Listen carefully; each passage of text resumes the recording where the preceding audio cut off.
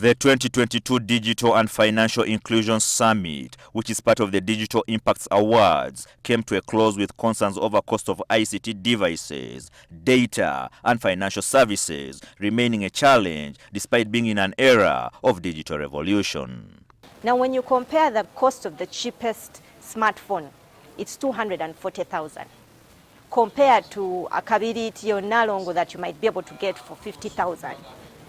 Now, the challenge that we've all been having is how do we bring that price down? On the data, as a country, we do not manufacture internet. In Uganda, our subscriber base is still small. So we need to grow the base in terms of the subscriber base. But we also have these other factors. How do we reduce the operational cost of providing those services? The summit, which explores strategic trends and technologies that are shaping the future of digital, ICT, and business, came up with suggestions such as cutting taxes and intensifying provision of ICT gadgets to the most underprivileged households in the country, a pilot project being conducted by Uganda Communication Commission. And as all that happens, there are some hanging fruits that is worth exploring.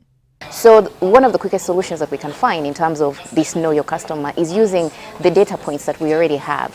For example, we already have NIRA with our NIN, so they can identify me, which village I was born, who is my mother, who is my father.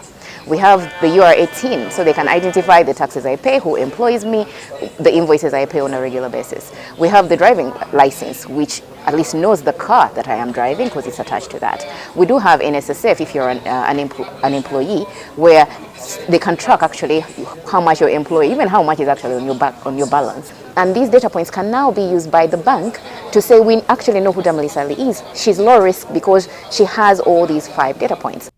MTN and Centenary Bank took the top digital impact accolade for their role in financial inclusion for the year 2022. Ismail Musa, Ladu, NTV Business.